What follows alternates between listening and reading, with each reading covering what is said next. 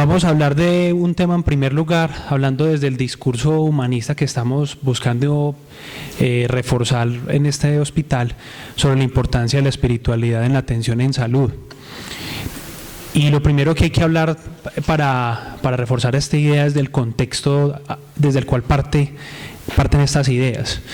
Lo primero que hay que tener en cuenta es que frente a esto hay que tener un cambio de paradigma desde el punto de vista académico, si se quiere, ya que estamos hablando pues en un escenario académico. Esta es una historia que nos va a ilustrar ese ejemplo y con seguridad es una historia que ustedes conocen. Un grupo de científicos colocó 5 monos en una jaula y en el centro colocaron una escalera y sobre ella un montón de bananas. Y cuando un mono subía la escalera para agarrar las bananas, los científicos lanzaban un chorro de agua fría sobre los que quedaban en el suelo. Después de algún tiempo, cuando un mono iba a subir la escalera, los otros lo golpeaban, evitando pues que les cayera el agua de la manguera. Y pasado algún tiempo más, ningún mono subía la escalera a pesar de la tentación de las bananas. Ya no los amenazaban con la manguera, ya simplemente nadie se atrevía a subir la escalera. Entonces lo que hicieron los científicos fue que sustituyeron cada uno de los monos y la primera cosa que hizo el mono nuevo fue tratar de subir la escalera, pero sin que mediara manguera ni agua, lo bajaron a golpes los otros micos más antiguos de la jaula. Entonces ya el nuevo integrante aprendía a no subirse allá por la paliza que le propinaban, aunque nunca supo por qué le pegaban cuando intentaba subir. Y así un segundo mono se sustituyó, ocurrió lo mismo. El primer mono que era nuevo antes, pero que ya estaba adiestrado, estuvo muy entusiasmado dándole garrote al mico nuevo. El tercero se cambió y el hecho se repitió, lo volvieron a golpear. El cuarto y finalmente el quinto fue sustituido. Entonces pasó como una segunda cohorte de chimpancés en esa jaula, en la que todos eran nuevos, y simplemente los científicos quedaron con 5 monos nuevos, que aunque nunca recibieron un baño de agua fría, continuaban golpeando al que intentase llegar a las bananas. Y nadie de los micos, obviamente ninguno sabía por qué. Seguramente si uno intentara preguntar a los micos por qué estaban haciendo eso, simplemente decían no sabemos, simplemente las cosas siempre se han hecho de esa manera. Siempre que un mico se va a intentar subir a la escalera, le damos una golpiza y una paliza. Y piensen y verá que muchas cosas en la vida y en nuestra estructura mental y en nuestras instituciones se hacen de esa forma. Hacemos las cosas por tradición y a veces no teniendo muy claro el por qué. Y eso es un buen ejemplo de lo que significa romper un paradigma y por qué romper un paradigma es tan difícil. De este cuadro, simplemente no los quiero asustar demasiado con ese cuadro, pero eso es parte de un nuevo paradigma en medicina también, que es tratando de establecer las relaciones entre la parte psicológica, la parte neurológica, la inmunológica y la endocrina. Y se ha comprobado de muchas maneras que el estrés crónico ocasiona unos efectos tanto directos como indirectos en las personas. Los efectos indirectos ocurren a todos los niveles del sistema nervioso, el sistema endocrino y el sistema inmune. Se sabe que muchas enfermedades endocrinas se desencadenan bajo estrés crónico, sobre todo enfermedades de la tiroides.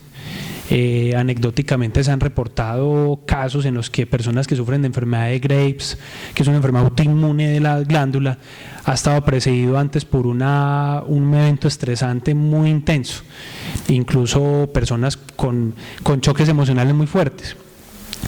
Incluso personas con alteraciones del sistema inmunológico, personas con artritis reumatoide, lupus, muchos de esos cuadros han sido gatillados por episodios de estrés agudo. Entonces, digamos que esto, decirlo hace 20 años en cualquier escenario académico era motivo de risa, pero hoy ya no tanto, porque hoy sabemos que tenemos las herramientas para demostrarlo y es lo que vemos con los pacientes todos los días. Y el estrés es una cuestión universal que todos seguramente hemos experimentado efectos patológicos de cuenta de él. Entonces no creo que haya necesidad de ilustrarlo mucho. Entonces llevamos dos ilustraciones de lo que es un cambio de paradigma. Ahora, como parte del contexto, hay que decir que la parte espiritual no ha sido impulsada, contrariamente a lo que la gente piensa, desde el punto de vista de alguna religión o algún movimiento religioso. Por el contrario, mucho del impulso que ha recibido la espiritualidad en la atención médica ha partido de organizaciones a nivel mundial. Y una de las organizaciones que más ha impulsado este movimiento es la Asociación Americana de Enfermeras. y en uno de los documentos que hablan de este tema, se habla que la espiritualidad del paciente es importante para el cuidador de salud y es parte clave en la práctica de enfermería. Si uno se pone a ver los orígenes del cuidado en la enfermería, uno se da cuenta revisando la historia que tiene un origen muy desde de la mano de la atención, si se quiere, religiosa. Muchas órdenes religiosas fueron las fundadoras de muchos servicios de enfermería. Y quizá la persona más importante que impulsó en el mundo de la enfermería la parte espiritual fue una enfermera norteamericana llamada Florence Nightingale, y fue la mujer que es la que ven ahí en la fotografía, que más impulsó lo espiritual en la atención de los pacientes, y ella tenía un esquema parecido a una historia clínica donde anotaba pues qué competencias y qué problemas espirituales tenían los pacientes, y tradicionalmente pues han sido más las enfermeras las que se hacen cargo de ese tipo de cuidados, sin decir que deba ser únicamente así, pero siempre lo ha sido y probablemente lo sea. También dentro de un marco de evaluación que propone la Asociación Americana de Psiquiatría, unas guías de tratamiento, ellos proponen evaluar siempre la parte espiritual por considerarla una herramienta muy importante para ayudar a los pacientes en su recuperación. Y hay otra cosa más interesante, y fue que hace unos años, en el año 98, se reunieron varios rectores y varios creadores de programas de pregrado en los Estados Unidos en medicina, y sacaron los derroteros que debían ser cumplidos por todas las facultades de medicina, y una de las cosas que más quedó clara fue en ese documento que los médicos deberíamos buscar entender el significado de las historias de los pacientes en el contexto de sus creencias, valores familiares y culturales, que es una cosa que a veces nosotros no tenemos muy en cuenta y perdemos de vista, y como hacia el final les voy a mostrar, es fundamental para ciertos manejos médicos y no todos los manejos médicos posibles. De forma que uno frente a este tema puede asumir varias actitudes, y puede ser algunas de las actitudes de algunos de ustedes aquí. Algunos pueden sentirse un poco incómodos con esto, con la espiritualidad, porque probablemente sus experiencias espirituales no han sido gratificantes, porque probablemente han tenido experiencias negativas desde lo religioso.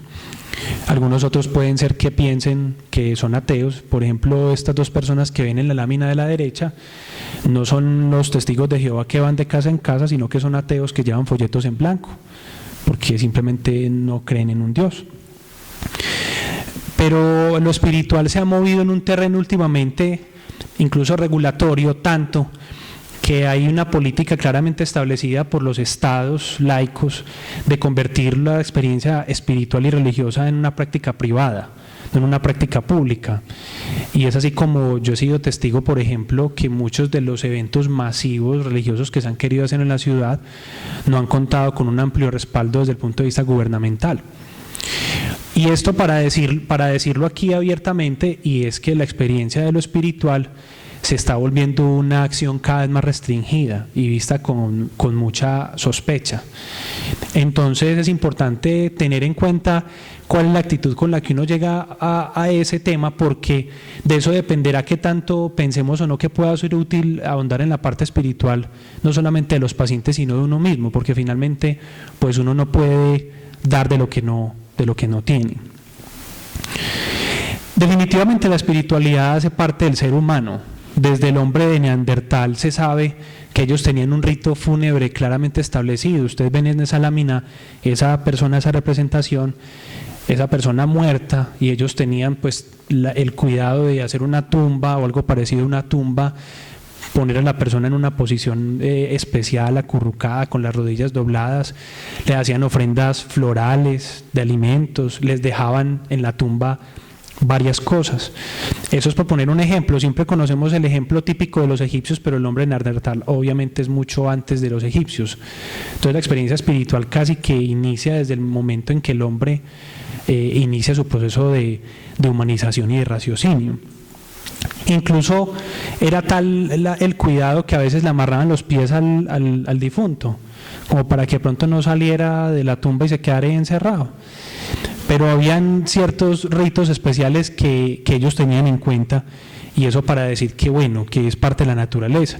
Y hay un libro muy interesante de este señor, pues alguno puede considerar que este tipo de libros es una literatura muy blanda, pero dice cosas interesantes. Por ejemplo, se dice que desde los inicios de la especie el hombre ha tenido creencia espiritual y que casi que este señor se atreve a decir, falta ver pues qué más puede ahondar, que hay un gen específicamente en los seres humanos que codifica la creencia en Dios, y el hombre identifica pues un gen claramente establecido y un cromosoma. Lo importante es que la tesis fundamental de este hombre es que la espiritualidad es una herencia básica, y casi que la espiritualidad también nos viene dada por instinto. Casi que el hecho de ser humano implica tener un órgano espiritual. Hay gente que todavía han dado mucho más en el tema, y son estas dos personas, Persinger y Ramachandran, que se atrevieron a decir que había una zona en el cerebro que era la zona que codificaba la creencia en un Dios. Es una teoría, naturalmente, que falta mucho por estudiar, pero sí se sabe que la corteza frontal, parietal y temporal se desarrollan más en las personas espirituales. Hicieron una vez un experimento que publicaron en una revista interesante y encontraron que el lóbulo frontal era más desarrollado en las personas que tenían una base espiritual. Eso no quiere decir que sean más o menos inteligentes, pero parece que no solamente es un instinto, sino que es una característica evolutiva ser espiritual y tener un referente en un ser superior. Cabe preguntarse entonces nuevamente, ¿será que la creencia en Dios es innata entonces? Porque si es así, por más que intentemos borrar un órgano que existe, pues uno no puede negar que ahí está. Es como si pretendiéramos borrar cualquier otro órgano del cuerpo simplemente negando su existencia, o negar la existencia de los dedos o de las manos o de los sentimientos. Es un órgano corporal, es un órgano que pertenece al ser humano. Lo que pasa es que eso tiene una estructura inmaterial y esa es la dificultad para entenderlo. Avanzando más en esto, también se ha planteado que los seres humanos todos tenemos necesidades espirituales, y esto que les voy a mencionar se equipara a esas necesidades espirituales: necesidad de amor, necesidad de tener momentos de conexión con lo trascendente, momentos de perderse, digámoslo así, con un Dios o con un ser supremo, de fundirse en él, o tener certezas espirituales para afrontar muchas incertidumbres. No hay persona en este mundo, son muy poquitas las que, enfrentando un momento de incertidumbre en la vida, no recurran a la presencia de algo más allá de nosotros mismos. También se necesitan valores que sean orientados al bien común, tener sabiduría para vivir mejor, tener una sensación de unidad entre el ser y Dios. Y una cosa que casi siempre aceptamos tácitamente todos los que estamos aquí, y es que uno necesita recursos espirituales para sanar heridas muy dolorosas que han dejado en la vida: la culpa, la vergüenza, el resentimiento, la falta de perdón y el rechazo. Y si uno no tiene una estructura espiritual, es muy difícil alcanzar un restablecimiento de estas cosas, y todos los que estamos aquí lo sabemos, que estas no son cosas que se mejoran únicamente con medicinas ni con psicoterapia. Necesariamente se necesita un soporte espiritual para esto.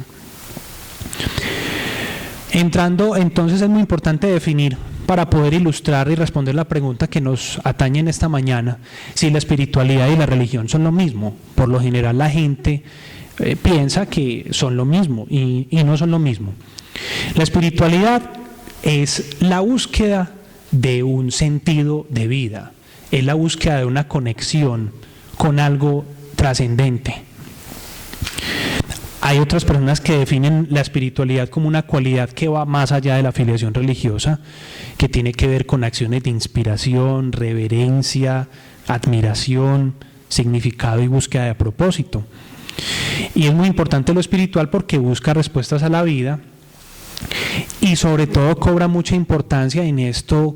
Siempre confluyen todas las personas que escriben de este tema, que toda persona que afronta un estrés emocional, de enfermedad física o muerte, necesariamente buscará un referente espiritual, y por eso es tan importante en parte el tema para nosotros.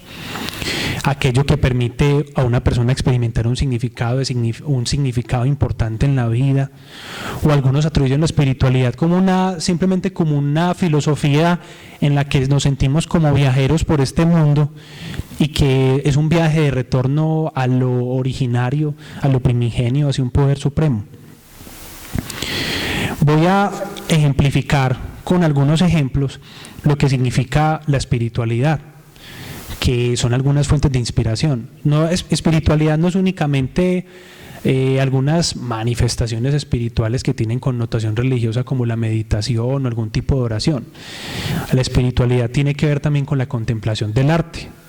Como dice una persona anónima, la vida entera es arte y es un arte que nace y muere en uno mismo. Entonces, por ejemplo, la contemplación de este paisaje tan cercano para nosotros, la represa La Fe aquí en Antioquia. Uno solamente puede captar la belleza de lo que hay alrededor cuando se toma el tiempo de parar. Y si nosotros no sabemos parar, no sabemos tener espiritualidad, porque la espiritualidad es lo que da la capacidad de profundizar en estas cosas. Y a veces la belleza está más cerca de los ojos de lo que uno piensa, y no en vano en este libro del Principito el zorro le decía al Principito, es que lo esencial es invisible a los ojos. A veces lo más bonito y lo más hermoso es lo que uno menos ve por la belleza que tiene tan abrumadora. Los voy a invitar a escuchar unos segundos un fragmento de esta melodía.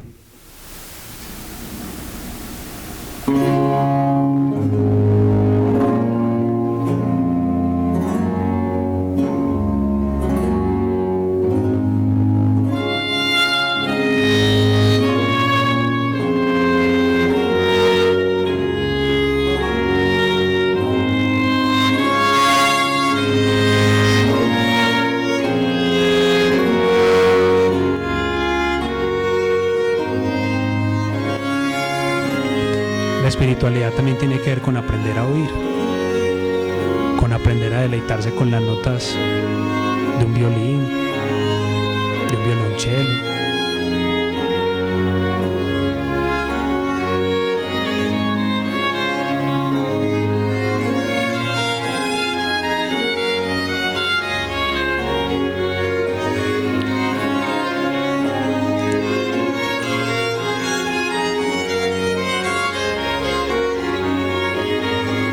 Esa es quizá una de las melodías más bonitas que alguien haya compuesto jamás.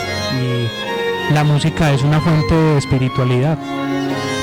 Por eso noten la diferencia sutil entre espiritualidad y religión. Esto no tiene que ver a veces nada con algo religioso, pero cuando usted escucha esto, usted evoca algo salido de este mundo, algo intangible, algo que no tiene ni peso ni medida específico.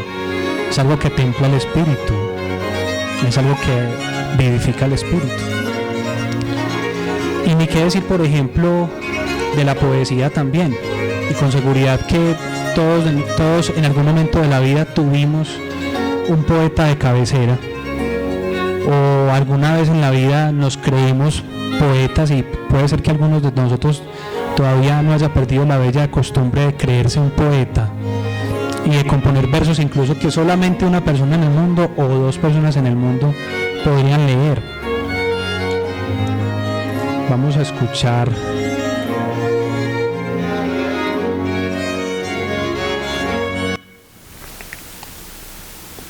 un fragmento de este poema, uno de los poemas más famosos de Pablo Neruda. Abandonado como los muelles en el alba, es la hora de partir, oh abandonado. Sobre mi corazón llueven frías corolas, oh centina de escombros, feroz cueva de náufragos. En ti se acumularon las guerras y los vuelos, de ti alzaron las alas los pájaros del canto. Todo te lo tragaste, como la lejanía, como el mar, como el tiempo.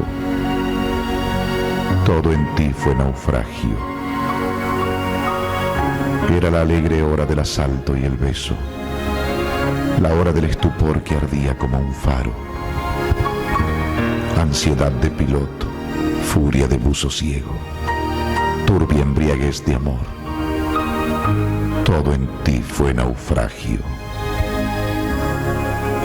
En la infancia de niebla mi alma alada y herida, descubridor perdido, todo en ti fue naufragio. Es un fragmento, los dejo un poquito antojados con seguridad.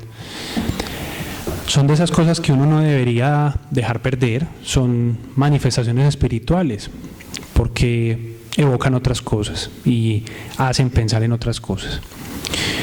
Por otra parte, la religión tiene otro sentido distinto. La religión proviene del término latín religare, que significa estar unido o sujeto a algo o a alguien, y es básicamente una forma de creencia organizada, si se quiere regulada, con algunas cierto tipo de creencias, unas prácticas religiosas, incluso unas prescripciones religiosas. Algunas religiones prohíben cierto tipo de dietas, el tabaco, el alcohol o cierto tipo de drogas. Entonces noten que hay diferencias marcadas entre las dos cosas. La espiritualidad puede tener una raíz en una verdad individual, porque finalmente es algo muy subjetivo, pero la religión puede ofrecer respuestas basadas en la experiencia y la reflexión de otros. No necesariamente una cosa se contrapone a la otra.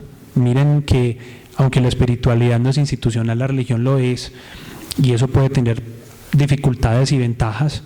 La espiritualidad promueve una responsabilidad consigo mismo, pero la religión hace que usted salga de usted mismo a servir a otros, y esa es una de las críticas que se hace, por ejemplo, a ciertos movimientos religiosos que buscan que las personas se miren mucho a sí mismas, se llenen mucho ellas mismas, se llenen mucho de poder para ellas mismas, pero no les importe los otros. Y es una de las ventajas que la religión tiene, que lo centra uno en ese punto. Para la espiritualidad hay unos textos que tienen algún significado personal y que algunos se pueden considerar unos sagrados.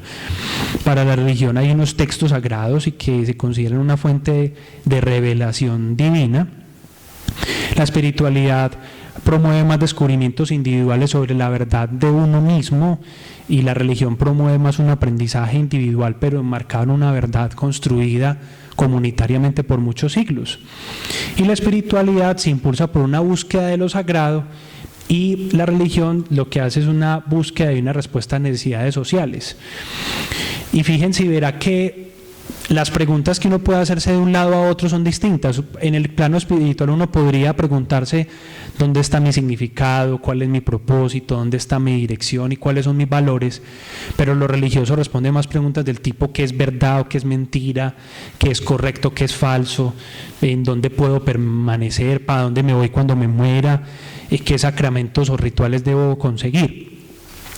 Y sin el afán de decir aquí o establecer aquí cuál de las dos manifestaciones es mejor, hay que decir que probablemente el mejor bienestar espiritual se alcanza cuando hay un equilibrio entre estas dos expresiones, básicamente, porque estas dos expresiones llegan a un punto común, que es el recuadro rojo que ustedes ven ahí: tener mayor conocimiento, tener mayor riqueza en el pensamiento, tener una explosión de sentimientos más generosa, tener una creencia que es muy importante, pero tener más fortaleza en el ser, en el hacer, marcado por una actitud contemplativa de la vida.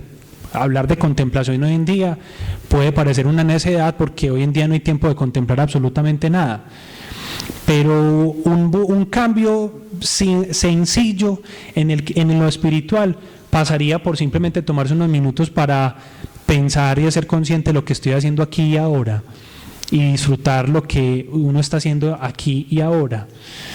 Y viene a mi memoria una película muy bonita que hizo Adam Sandler, que es muy gracioso, en el que él era un padre de familia y que tenía un control remoto en el que adelantaba los momentos de la vida. No sé si algunos de ustedes alguna vez la vieron. Y el tipo, cuando había momentos que le parecían muy malucos, ponía una parte de rebobina, de tirar hacia adelante, adelantarse la película. Entonces lo veían como un autómata comiendo y algo, pero él no sentía eso, sino que para él el tiempo corría muy rápido. Entonces no tenía que exponerse a las comidas y a las cenas incómodas con cierta gente, pero el tipo perdió mucho tiempo. Y finalmente, cuando el tipo quiso detenerse y quiso contemplar un poquito mejor la vida, ya no podía, porque había un daño en un dispositivo de la vida que él había construido que no le permitía disfrutar ya en ningún momento. Corremos el riesgo, cuando vivimos con tanto afán, de perder la capacidad de asombrarnos y de pensar lentamente. Y pensar lentamente a veces es tan importante. ¿Cuántos errores podríamos haber evitado todos nosotros solamente por no haber pensado un poquito más despacio? De forma que la espiritualidad y la religión comparten raíces, pero tienen atributos distintos. Definitivamente, ¿por qué es importante hablar de espiritualidad? Los pacientes así lo piensan y creo que es importante escucharlos. 77% de los pacientes piensan que en la atención en salud deberían hacerse cargo también de sus necesidades espirituales. Esto es estadística norteamericana, que supone que es un país laico en el que lo espiritual no tiene mucha importancia aparentemente, pero fíjense que probablemente si nosotros hiciéramos esta encuesta aquí, el porcentaje sería mucho mayor, porque tenemos un país con una raíz espiritual muy importante. El 80% de las personas piensan que la religión les sirve para afrontar la enfermedad, como una herramienta para afrontar exitosamente la enfermedad. Porque no nos digamos mentiras. Todos los días, todas las personas que estamos aquí, nos tocan dar malas noticias. Sobre todo dar malas noticias a los pacientes, decirles el tratamiento no te está funcionando, esto no te va a ser útil, esto no va a ser suficiente. Y esas personas piensan que si les dijéramos, al menos si les estimuláramos lo espiritual, pensarían que afrontarían un poquito mejor esas noticias y afrontarían un poquito mejor esas pérdidas de la vida. Y hay otro dato que a mí me parece más sorprendente aún, y es que el 75% de las personas piensan que la oración sirve y que la oración es efectiva. Entonces, yo creo que es un porcentaje de aceptación mucho más alto que cualquier otra medida de rehabilitación que uno pudiera establecer aquí. Hay personas que pueden que no le crean demasiado a la rehabilitación o a la psicología, pero miren qué abrumador esto y es sorprendente. 75% de personas piensan que la oración puede servir para su enfermedad. Porque la espiritualidad, como lo he venido diciendo, aflora con la enfermedad y por eso necesariamente es importante la espiritualidad en la práctica clínica, porque es uno de los momentos donde las personas se preguntan por qué están enfermas, cuál es el propósito de la enfermedad, si van a vivir o no. Todos nosotros hemos estado alguna vez enfermos y a veces siendo médicos o teniendo algún conocimiento de medicina nos convertimos en pacientes y nos preocupamos. Hace un año yo tuve una fractura supremamente sencilla en una falange del primer dedo y es impresionante uno cómo se vuelve cuando está enfermo. La racionalidad se esfuma. Yo sabía que era una fractura mínima, yo sabía que era una fractura la cual me iba a mejorar y muchos pensamientos se me cruzaban con la cabeza. Cuando el pie se me hinchaba me daba una trombosis. Cuando me aparecían unos puntos rojos, unas petequias en el pie, ay, vea, Dios mío bendito, me va a dar una infección, me va a dar una celulitis, me va a dar un estafilococo meticilino resistente, me va a morir de una sepsis. Porque uno se vuelve paciente, porque nos volvemos pacientes cuando nos enfermamos, y paciente en todo el sentido de la palabra, nos volvemos más cansones, nos volvemos más demandantes en la casa, nos gusta que nos cuiden, ¿por qué no? Nos gusta que nos mimen también cuando estamos enfermos. Es muy bueno cuando uno lo miman cuando uno está enfermo. Y también necesariamente hay un pensamiento que se relaciona con el ser trascendente. Y uno se empieza a hacer preguntas. ¿Por qué me fracturé? ¿Qué lección tendré yo que extraer de esta enfermedad? No es preguntarse o no es afirmar como algunos lo hacen y que a veces uno lo emplea como un argumento que me parece un poquito peligroso también, que es decir que esa es la voluntad de Dios, como si a Dios disfrutara mandándole a uno un cáncer o una enfermedad. Yo recuerdo que una vez en un ascensor de una clínica, aquí no hay ascensores, entonces no fue aquí, y no es unidad de cáncer, es otro ascensor, iba yo en un ascensor y venía escuchando una conversación pues muy emotiva de una monja de una hermana con otras señoras, y la hermana parece que había ido a hacer oración por una de las hermanas de las señoras que ven ahí. Entonces la hermana decía, ay, dale gracias a Dios por ese cáncer que te ha mandado el Señor, Y a veces uno es un poquito zafado y me causó mucha impresión la pregunta, y yo le dije a la hermana, venga, es que yo le escuché diciendo esto, ¿por qué no oramos para que le dé un cáncer a usted? A ver si es tan bueno. O más bien oremos para que me dé un cáncer a mí, a ver si es tan bueno. A ver si es tan bueno tener un cáncer. Entonces es peligroso vincular, y es una creencia muy arraigada en nuestro medio, achacarle a algo externo las enfermedades que nosotros tenemos.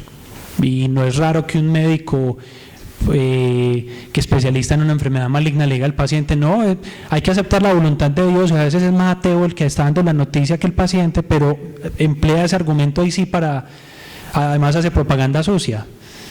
No cree, pero además hace propaganda sucia. Yo pienso que indudablemente cuando uno habla de la enfermedad toca el terreno de lo espiritual. Lastimosamente no tenemos tiempo porque se nos está acabando el tiempo de proyectar este video. Yo les dejo esa inquietud, muy interesante el video de este hombre. Es un hombre que nació sin manos por una malformación congénita. Fue en la época en que la talidomida se empleó como antinauseoso en las mujeres embarazadas. En esa época no había la regulación que ahora con medicamentos y muchos niños nacieron con focomelia, que es la ausencia o de las manos o de los pies.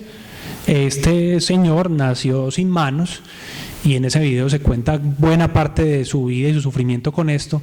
Pero lo bonito es que el hombre toca guitarra. Miren que esa guitarra que hay a sus pies, él toca guitarra, la toca bastante bien, canta bastante bien. Tuvo la oportunidad de cantar ante el Papa Juan Pablo II cuando él vivía.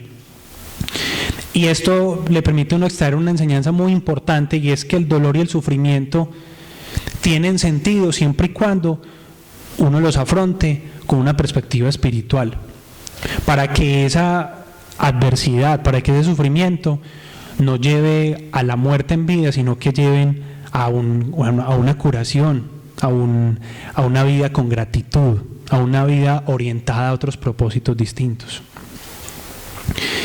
Finalmente, para que no quepa la menor duda de la importancia de lo espiritual en la práctica médica, les traigo 4 casitos clínicos rápidos, no nos demoramos, y van a entender cosas. Miren, por ejemplo, este caso. Este señor está entundado, es un señor de la costa pacífica. Resulta que este señor hace 6 meses, estos casos que hay aquí son casos que me han sucedido, no son inventados, para que sepan.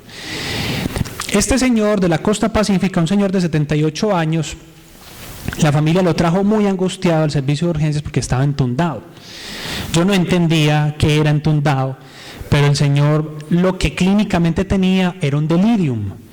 Entonces el señor, incluso las señoras, las hijas, que eran como 10 hijas, en promedio estos señores tienen 10 o 15 hijos, entonces habían 10, tenía poquitos. Los 10 hijos y las 10 hijas me decían, doctor, vea, lo hemos llevado a cuanto curandero, cuanto cura, porque es que está entundado. Y bueno, yo no entendía, y era una dificultad restringir la visita, era impresionante, era imposible. Uno les decía, por favor, no pueden tener tantas, eran en poli, ese paciente y esas 10 señores y señoras ahí rodeándolo y diciendo que está entundado, hasta que por fin le pregunté a una de las hijas, venga, ¿qué es estar entundado? Bueno, resulta que hay una leyenda del Pacífico colombiano que dice que la tunda es una mujer disfrazada de apariencia como de vampiro, mitad mujer, mitad vampiro, que embolata a los hombres, sobre todo a los hombres que son más bien desjuiciados en su vida, se los lleva para el monte y los embolata. Entonces uno podía sacar muchas conclusiones pues como de esa leyenda. Esa leyenda fue tan famosa que hubo un escritor colombiano que publicó un libro que se llama La Tunda, famosísimo el libro, muy leído en España. Y miren, el señor entundado lo que tenía era un delirium. Pero si uno no entiende esos términos y no logra hacer una conciliación, siendo muy respetuoso con ese tipo de creencias, haciendo una conciliación con estas personas, nunca usted va a hacerles entender que lo que el paciente tiene se puede resolver. Aquí lo vamos a desentundar, señora, no se preocupe. Si usted no entiende esto, y es importante por eso, nosotros somos malitos para escuchar y creo que aprenderíamos muchas cosas escuchando solamente lo que los pacientes dicen. Esta doña Expedita, resulta que, así le puse para proteger su identidad, resulta que esta señora estaba en la sala Santa Lucía alguna vez Y la vi un domingo por la tarde, ya a las 4 de la tarde, cuando todo le sabe a ladrillo, después de haber visto 24 pacientes, ya uno todo le sabe a ladrillo, se los aseguro. Y la señora me dijo, doctor, venga, le voy a hacer este regalo, y me sacó esa estampita. Yo le dije, ¿qué es esto, mi señora? No, mire, yo se la regalo.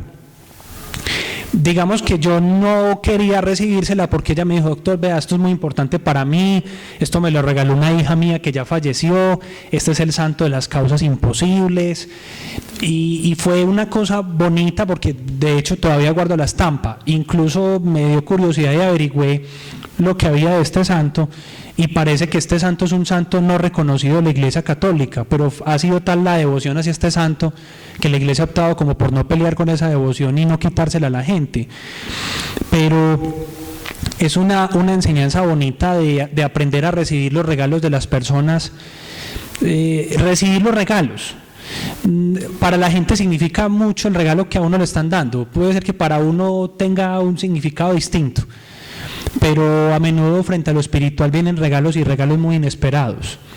Me acuerdo yo en una ocasión de un paciente que cuando le estaba diciendo, mire, yo no encuentro como una salida o no encuentro un diagnóstico, me encuentro con una paciente que me dice, doctor, yo quiero orar por usted para que usted sepa qué es lo que yo tengo.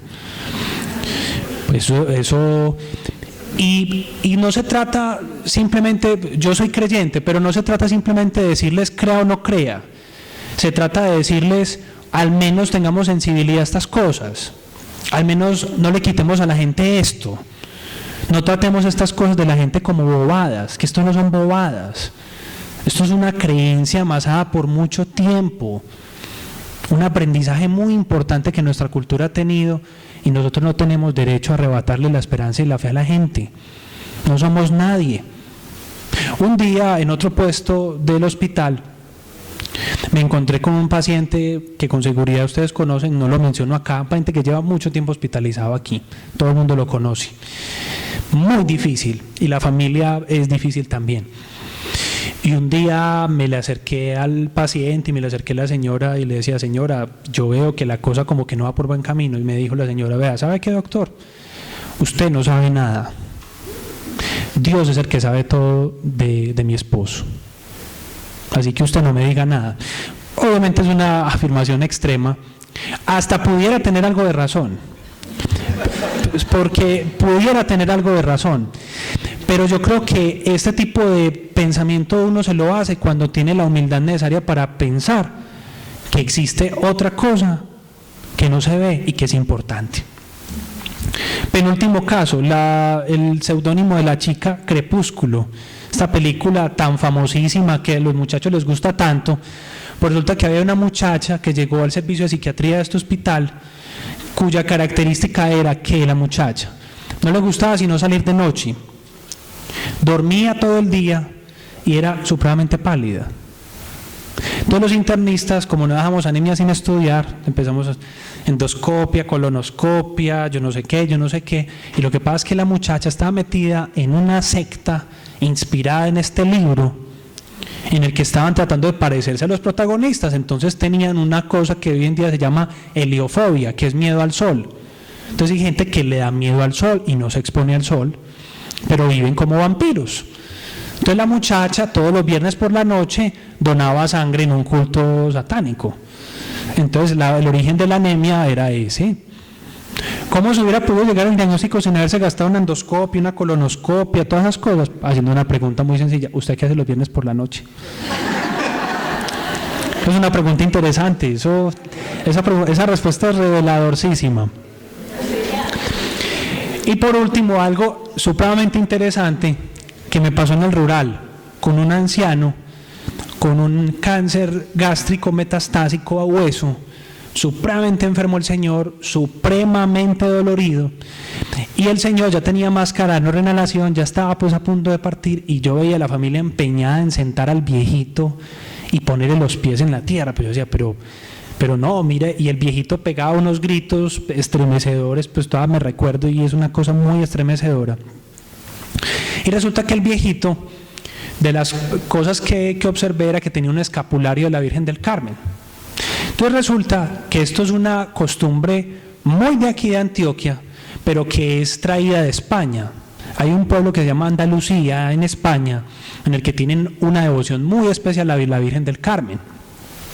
Y ellos lo que hacen es que piensan que si le ponen en tierra los pies al paciente, o si no es capaz de sentarse, le amarran un ladrillo o una baldosa, o le pegan tierra en los pies, en las manos, ellos piensan que eso va a aligerar la agonía. O sea, que el paciente se va a morir más rápido y va a sufrir menos. Entonces lo que estaban tratando de hacer con este señor era eso. Y el señor, no sé por qué, pero sí, efectivamente a los 10 minutos de sentarlo se murió. No sé si fue que se le desconectó la fuente de oxígeno o realmente la Virgen del Carmen pasaba por ahí y hizo el milagrito. No sé.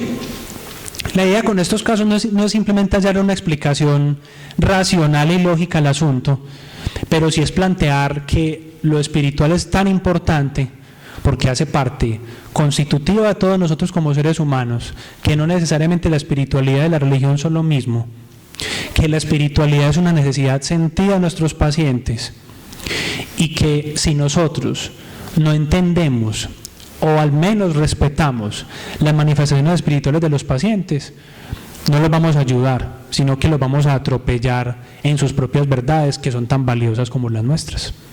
Muchas gracias.